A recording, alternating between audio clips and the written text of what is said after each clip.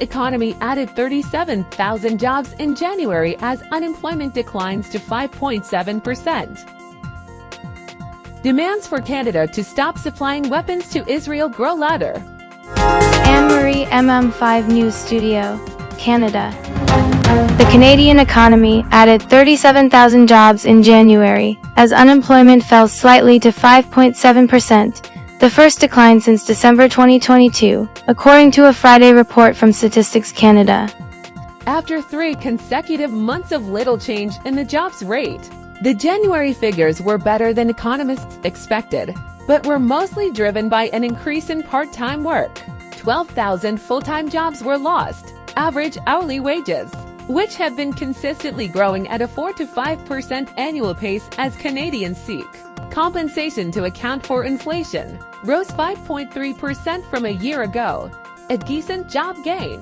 A slide in the jobless rate and persistent 5% wage growth are hardly the stuff of an urgent call for rate cuts, BMO chief economist Douglas Porter wrote in a note. CIBC senior economist Andrew Grantham concurred, writing, "Today's data suggests that the bank won't be in a rush to cut interest rates, and we maintain our expectation for a first interest rate cut in June."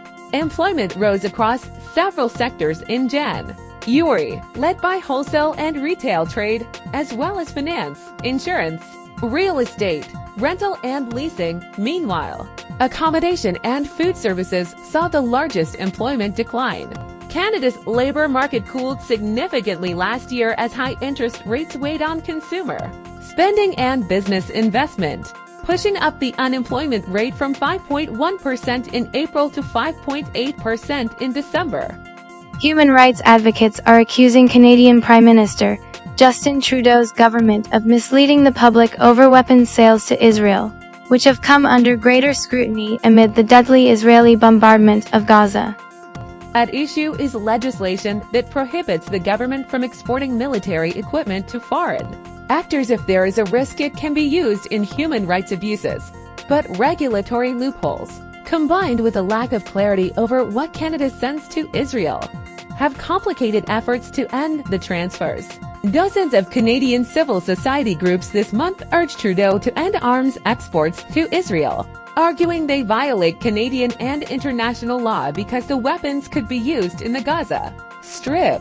But in the face of mounting pressure since Israel's war on Gaza began on October 7th, Canada's Foreign Affairs Ministry has tried to downplay the state's role in helping Israel build its arsenal. Global Affairs Canada can confirm that Canada has not received any requests and therefore not issued any permits for full weapon systems for major conventional arms or light weapons to Israel for over 30 years, the department told the media in an email on Friday.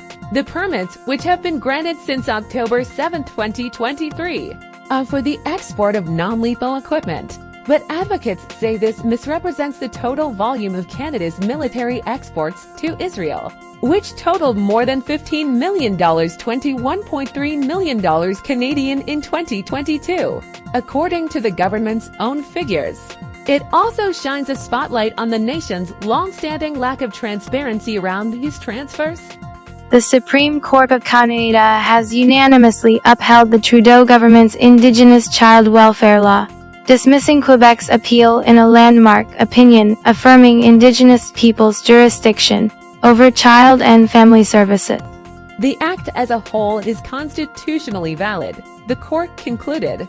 Developed in cooperation with Indigenous peoples, the act represents a significant step forward on the path to reconciliation. Bill C-92, an act respecting First Nations, Métis and Inuit children, youth and families, became law in 2019.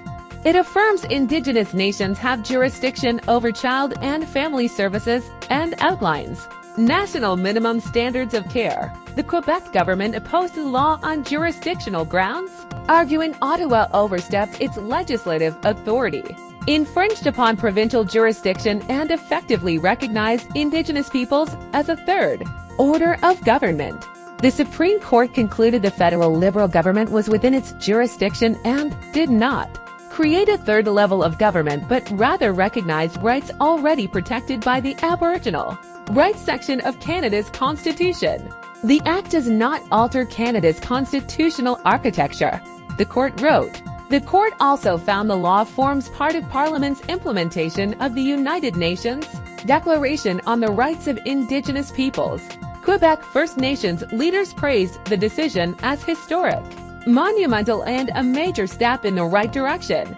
At a news conference at a hotel in Ottawa, they sat behind a semicircle of mostly Atikamekw youngsters to punctuate the point. In the bustling streets of Toronto where culinary diversity thrives, a humble burger joint on Gerrard's T has been making waves with its unique design twist on the classic burger.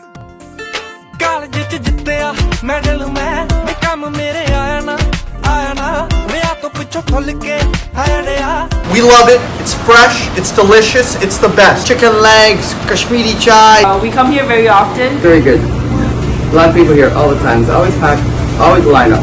Chicken piece.